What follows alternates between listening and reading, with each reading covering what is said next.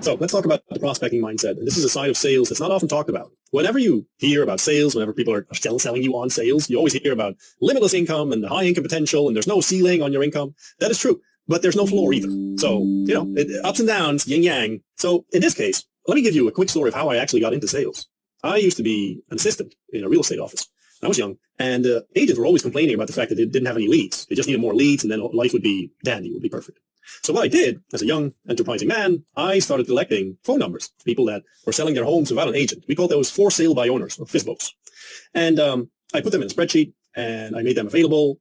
And after a week, I noticed that no one had picked up the phone and called these people, which was baffling to me. Like, you can call these people, they're selling their house, they need an agent, it's like a perfect prospect.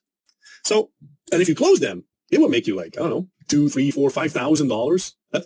Back then I was making like $400 a month because I was still in school. So you can make 10 times my salary with a successful phone call and a reason. It was just weird to me. Why is no one calling these people? So this kept happening. And I kept accruing leads, filling my spreadsheet. Nothing was happening. And after I asked the agents, and they gave me all sorts of weird excuses like, yeah, no, I'm busy, or well, it's not really in my area, or I don't like the houses, or some bullshit, complete bullshit. In reality, they were afraid. And most agents, most salespeople in general, are very afraid of rejection and, talking to someone who doesn't want to talk to you.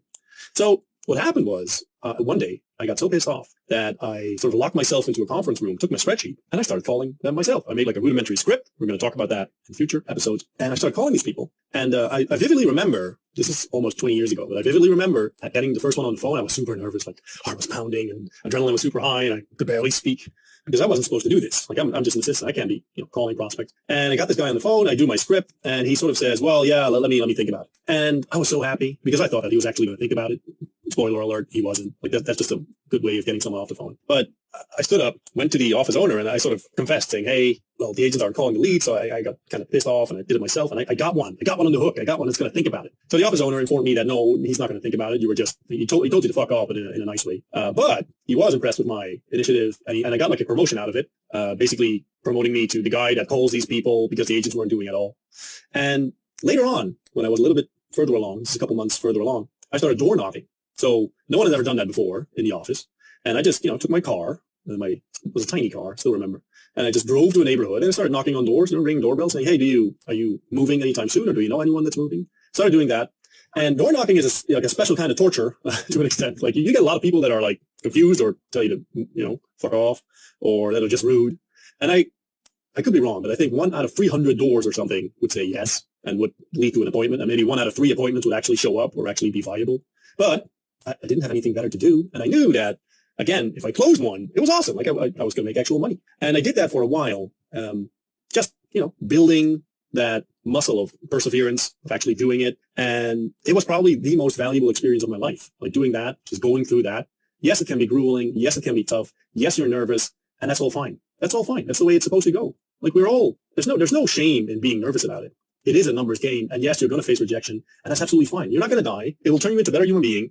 And you swing the bat a lot and you miss a lot. But when you connect, when you hit, when you finally make that sale, it is all worth it. Trust me. The feeling that you get from that is like nothing else. It's amazing.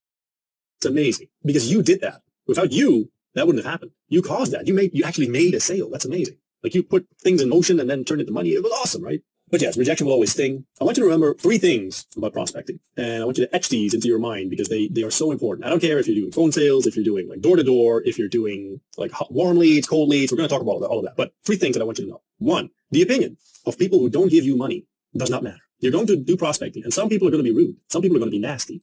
Some people will envy you because you have the balls to actually do it. And they're going to tell you, yeah, you're a scumbag. You shouldn't be doing this. You're bothering people. You should be ashamed of yourself. Why are you even doing this? This is ridiculous.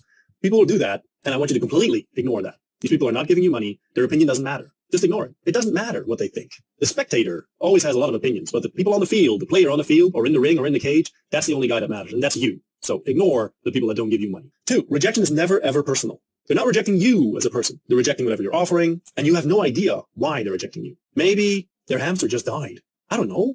Maybe they just had a fight with their wife or their boyfriend or whatever. The reason doesn't matter. You don't know. Don't take it. Never, ever, ever take it personal because it is never personal. It's not you. They're not rejecting you. They're rejecting whatever you're offering. It's fine. And the third one that you have to understand, every no makes you money. Salespeople don't understand. Let's say you have a sale that makes you $1,000 and it takes you 100 sales calls to make your $1,000. Every single sales call made you $10.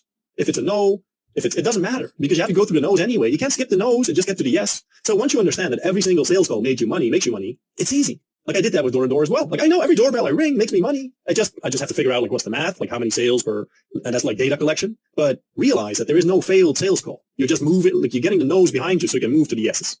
Few people have the balls to make it in sales. Few people have the tenacity and the willpower and the strength of character to do prospecting and to make it in this field. You are one of them and you should be proud of yourself for doing that. Never ever let someone tell you that sales is nasty or sleazy or that you should be ashamed of yourself. That is jealousy and envy. Sales is a noble profession and you should be proud.